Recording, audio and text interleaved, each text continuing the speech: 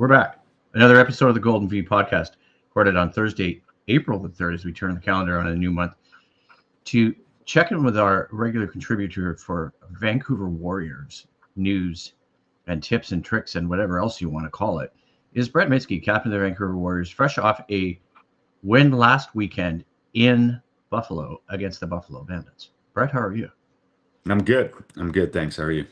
Good. So let's just get into that win a little bit because, as I told you before we started, I watched the fourth quarter and I was doing some homework a little bit on the Bandits, obviously, and also on, what's happening with your upcoming opponent this week, the Albany Firewolves, who beat the Buffalo Bandits 11-10. But take us through a little bit of that game against Buffalo because, as I said I saw the fourth quarter, right? So pretty exciting stuff going on with all the, goals back and forth. We've talked about runs in lacrosse, right? We've talked about things like the transition game, the fast break in lacrosse, right? So take us through a little bit about what was going on in that fourth quarter. Yeah, the fourth quarter, it obviously got pretty tight at the end of the game.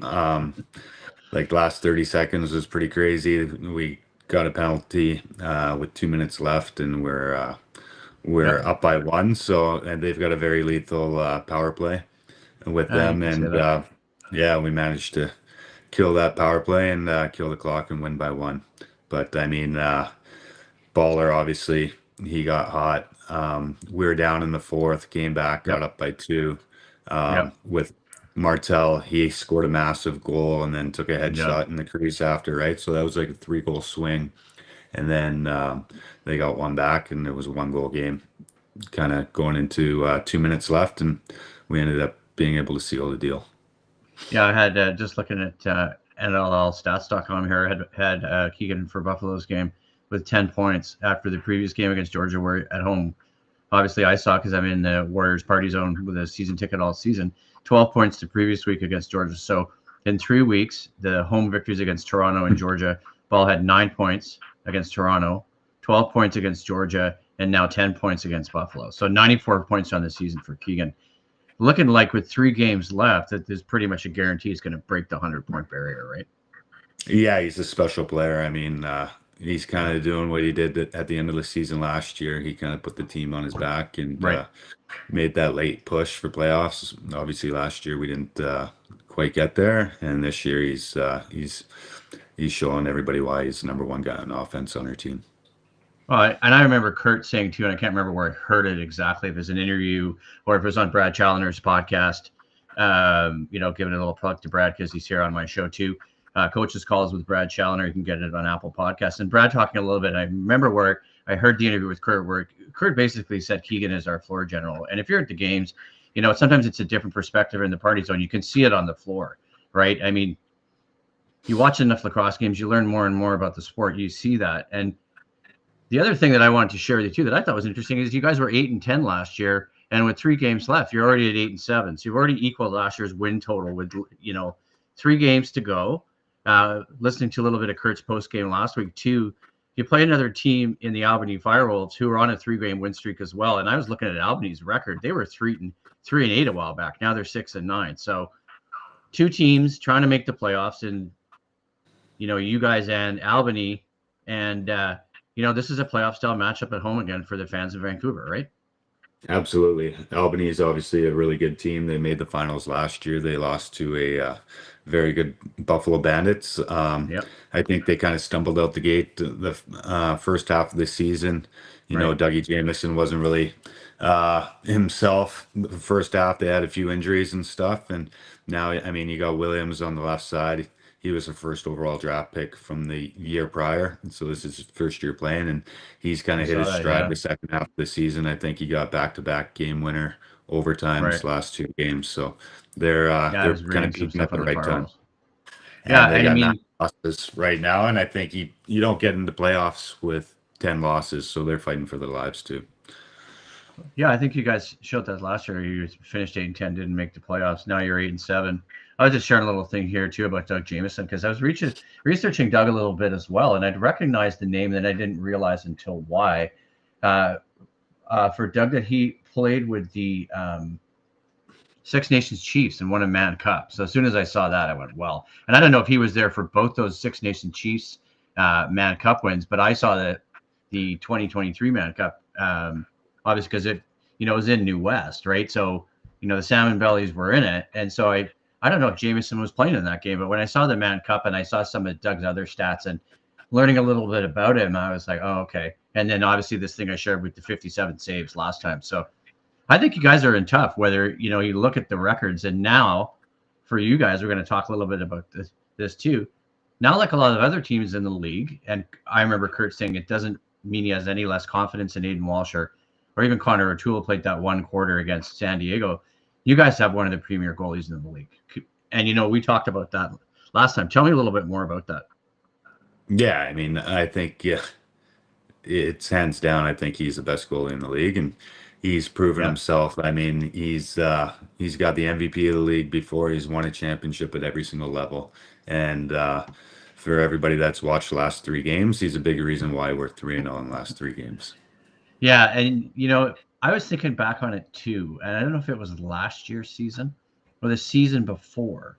Calgary was in town. You guys were playing the Roughnecks, and maybe actually that was the year Troy was the coach. I remember thinking to myself, gee, wouldn't it be nice to have Christian Del Bianco? And I think actually you guys were playing Calgary and you lost to Calgary. I can't remember the score, but I remember watching him in that game at that time and thinking that exact thing. Right. And then so now, fast forward to 2 years later, and here we are with Christian as our goalie. Yeah, no, it's pretty cool. And I think what's kind of special about that is he wanted to play for Vancouver. So Exactly. you can kind of tell times are changing. You don't got to beg anybody to come sign in Vancouver anymore. Like he was sitting out wanting to come to Vancouver. So that's special to hear. Well, it is, right? And we've talked about the challenges, right? I mean, like I followed this team since it moved to Rogers Arena. I was at Stealth Games, probably even the year before that in Langley, right? So I've seen it transpire, even as recently as 2 years ago, when Troy was here. You guys had some challenges that season. There were a number of goalies that even started. Was it that year? There was Steve Fryer. I mean, we had Alex Bouquet before that. We had Aiden. We had Aaron Bolt, who really helped your guys' team quite a bit, as a veteran presence, right? But when you look down the league and you learn about, Matt Vincent, Buffalo, and you see Doug Jameson, and you see Frank Scigliano, and you see, I'm trying to think who else. Those Dylan 3 names Ward's emerge. good. Yeah, and so it's just like now we're in that space with him, right? And it's a really special feeling to watch him play. And he just seems to me like he has such a great way about him on the floor as well.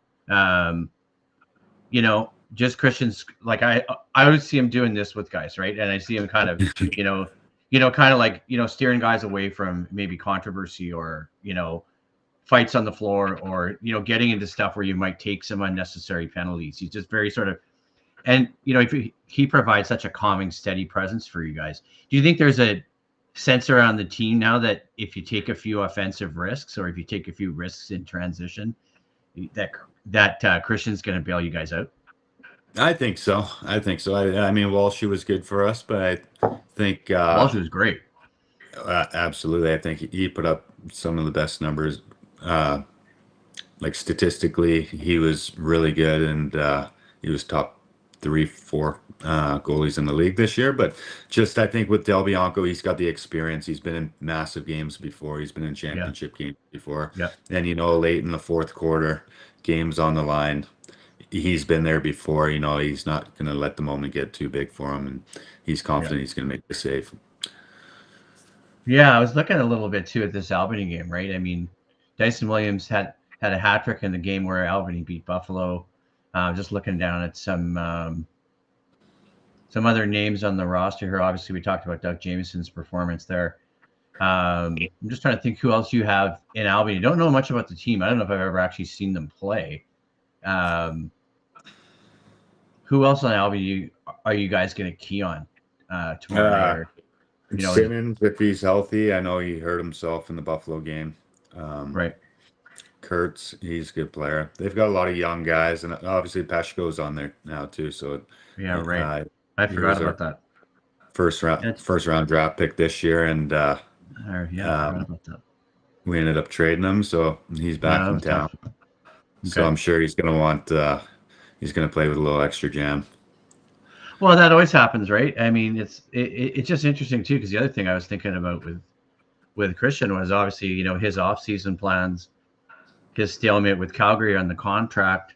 Calgary makes that big move to go out and get Rose from Toronto, and now you look at the standings, and Toronto's behind you guys. And I was thinking about that last night, and just thinking about watching Nick Rose all his years in Toronto, and then just you know remember being in the Toronto game, being surprised that he wasn't there, obviously, right? Yeah, And then just seeing the standings right now. I mean, there's still 3 games left, right? But Calgary's now behind you guys in the standings, and they used to have Christian. I just find that that's just kind of parity within the league, or it's kind of ironic, right? Because Christian was their guy for so many years, like I said. yeah, yeah. No, I think obviously Nick Rose is a top tier goalie in the league, but He is. having missing out on Del Bianco for the majority of the season for Calgary, it's going to hurt any team that doesn't have him, right? And that Yeah. they're used to making those big saves. So um, I think there's a reason why Calgary isn't doing as good this year is Yeah. because Del Bianco is not in the lineup. Yeah. Yeah. So let's move forward then too. So we talked a little bit about Albany and that game. Then you guys are in Toronto to face the Rock yet again, final road game of the season. Then home to play Philadelphia on April 18th. And that's fan appreciation night. Obviously, tomorrow is country night. So make sure you bring your cowboy hat. But and I actually do have a Stetson. I just should have worn it for this podcast, but you can't see it on the audio portion. So I do have a nice, actual, real Stetson cowboy hat that a friend of mine Yeah. gave to me, and I keep it in a box. It's a Stetson Gun Club cowboy hat, and I actually bring it to the country night game, so I'll bring it tomorrow night. And I'm just like, it's not that kind of hat you just want to wear around casually. I know people wear cowboy hats, but it's one of those things where it actually costs quite a bit of money. But let's talk about this games against Toronto and Philadelphia, right? Because we've seen Toronto in the standings. Let's pull those up, and then obviously where Philadelphia is too. Do you guys feel like there's going to be any kind of letdown in this game after Buffalo? I know that's not Kurt's style, and I know that's not your style to let you guys have that excuse, but tell me about those last couple games as well, because there's a teams behind you in the standings, right? Yeah, you look at the standings, it's really tight. So if there's no need for anybody to think that taking off the foot off the gas is a good situation. Right. Because, I mean, if we stumble out of the gate and something happens the next 2 games, we could be out of playoffs. Like, we're not guaranteed in playoffs right now. So we're still Yeah. fighting for our playoff hopes. And then, I mean, if we do well in the next 3 games, we could ultimately host a first round playoff game. Yeah, which would be really exciting. I was looking at Adam Levi's Twitter account, actually. I mean, he had shared something, and I know a lot of fan sites do this, and the NLL does this, and actually Adam did it today. It was like, if the playoffs started today, who would be the first round matchups? And you guys, according to Adam, and I'll try and find the tweet here. Here it is. Would take on the Saskatchewan Rush, and I remember the game, obviously Rogers Arena this season. Which was a tough one for you against Saskatchewan, right? So taking on the Rush would be like, talk about just being dropped right into the fire, right? Yeah. It's not like you're getting. I mean, you beat Buffalo this season, so that's one thing, right? But to get dropped into the fire, and you're immediately up against the Rush and Frank Scigliano, amongst others, right? It's just like, wow, that's a tall task. Yeah, Saskatchewan's a well-rounded team, but I mean, there's a lot of confidence in our room, and we know we can compete against any team in the league right now. So, whoever we play, come playoff time, got to get there. We feel confident we get the job done.